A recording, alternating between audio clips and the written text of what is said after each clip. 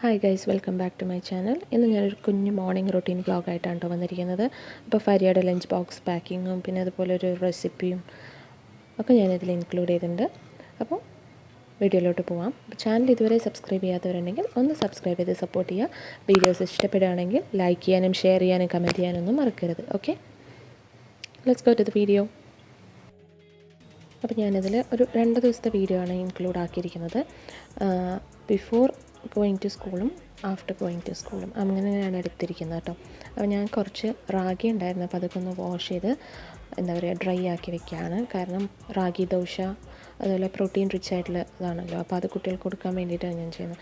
പിന്നെ എഗ്ഗ് എപ്പോഴും ഞാൻ വാഷ് ചെയ്തിട്ട് ഫ്രിഡ്ജിൽ സൂക്ഷിക്കാറുള്ളൂ. കുറച്ച് മഞ്ഞൾപ്പൊടി ഇട്ടിട്ട് ഉള്ള വെള്ളത്തിൽ ഒരു 5 to 10 മിനിറ്റ്സ് മുക്കി വെച്ചതിന് ശേഷം നല്ലപോലെ വാഷ് ചെയ്തെടുത്തിട്ട് വേണം നമ്മൾ ഫ്രിഡ്ജിലോട്ട് വയ്ക്കാൻ. എഗ്ഗിന് മുകളിൽ അറിയാമല്ലോ മുട്ട എങ്ങനെയാണ് ഉണ്ടാകുന്നതും വരുന്നതൊക്കെ, അപ്പോൾ അത് നല്ലപോലെ വാഷ് ചെയ്തില്ലെങ്കിൽ അതിൽ ബാക്ടീരിയാസും ഇതൊക്കെ ഉണ്ടാവും.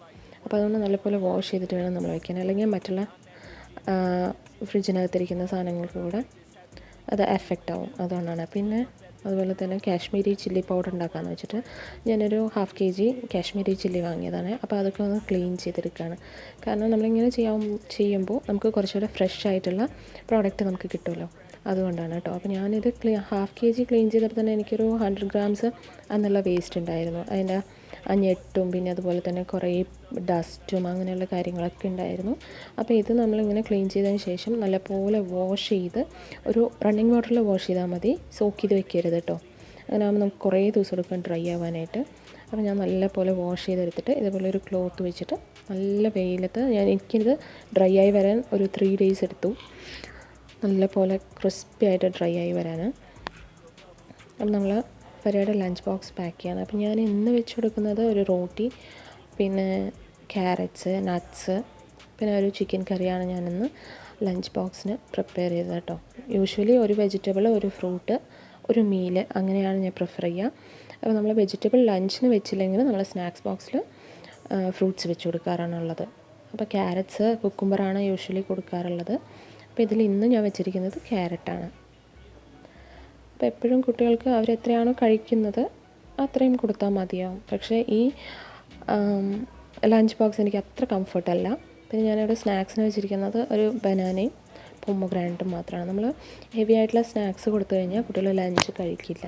അപ്പോൾ മോർണിംഗ് ഫരിയ എണീറ്റതിന് ശേഷം ഫരിയയ്ക്ക് വേണ്ടിയിട്ട് ഞാൻ എന്തെങ്കിലും പാലോ അങ്ങനെ എന്തെങ്കിലും കൊടുക്കാറുള്ളത്. ഞാനൊരു കോഫി അതാണ് കുടിക്കുക. ചിലപ്പോൾ കോഫി അല്ലെങ്കിൽ ടീ. ഞാനിങ്ങനെ 2 rupees സാഷയാണ് കേട്ടോ വാങ്ങിക്കുക. കാരണം എന്താണെന്ന് വെച്ച് കഴിഞ്ഞാൽ നമ്മൾ വലിയ ബോക്സ് വാങ്ങിക്കുമ്പോൾ നമ്മൾ അധികം യൂസ് ചെയ്യാത്തവരാണെങ്കിൽ അത് മുഴുവൻ കട്ട പിടിച്ച് പോകും. അപ്പോൾ അതുകൊണ്ടാണ് ഞാൻ ഇങ്ങനെ എടുക്കുന്നത് കോഫി. പിന്നെ അതുപോലെ തന്നെ ബൂസ്റ്റ്, ഹോർലിക്സ് ഒക്കെ ആണെങ്കിലും ഞാൻ ഇങ്ങനത്തെ സാഷേഴ്സാണ് വാങ്ങിക്കാറുള്ളത്. അതാണ് കുറച്ചുകൂടെ നമുക്ക് ലാഭവും അതുപോലെ തന്നെ കുറേ നാൾ അത് കേടാവാതിരിക്കും. മറ്റേതാവുമ്പോൾ എയർ ടൈറ്റ് ആയിട്ടുള്ള കണ്ടെയ്നറിൽ പ്രോപ്പറായിട്ട് നമ്മൾ കീപ്പ് ചെയ്തില്ലെങ്കിൽ അത് മൊത്തം കട്ട പിടിച്ച് പോകാനാണ് ചാൻസ്.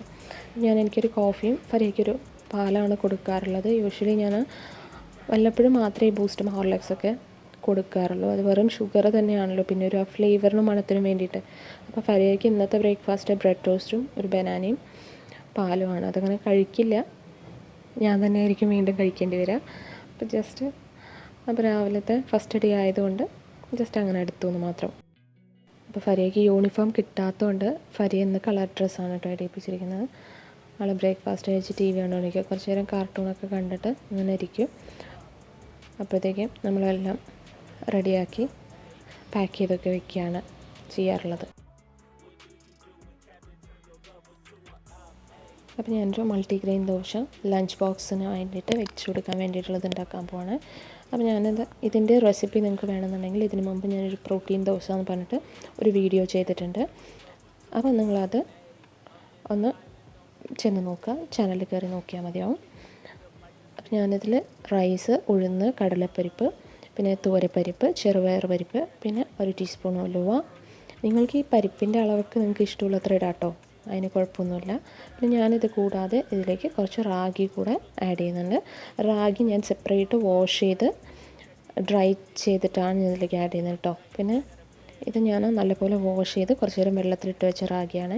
റാഗി സെപ്പറേറ്റ് വാഷ് ചെയ്യണമെന്ന് പറയുന്നതിൻ്റെ റീസൺ എന്ന് വെച്ചാൽ അതിൽ പൊടി കൂടുതലുണ്ടാവും, അതിൻ്റെ തൊണ്ട് കൂടുതലുണ്ടാവും, അതുകൊണ്ടാണ്. അപ്പോൾ അതിൻ്റെ കൂടെ ഒരു ടീസ്പൂൺ ജീരകവും കൂടെ ചേർത്തിട്ട് ഞാൻ ഇതിലേക്ക് തന്നെ സോക്ക് ചെയ്ത് വയ്ക്കുന്നത്. എല്ലാം കൂടെ ഒരുമിച്ച് സോക്ക് ചെയ്ത് വയ്ക്കേണ്ടത്. ഒരു 3 hours സോക്ക് ചെയ്താൽ മതിയാവും. അതിന് ശേഷം നമുക്ക് ബാറ്ററായിട്ട് അരച്ചെടുക്കാം. അപ്പോൾ ഇത്രയേ ഉള്ളൂ.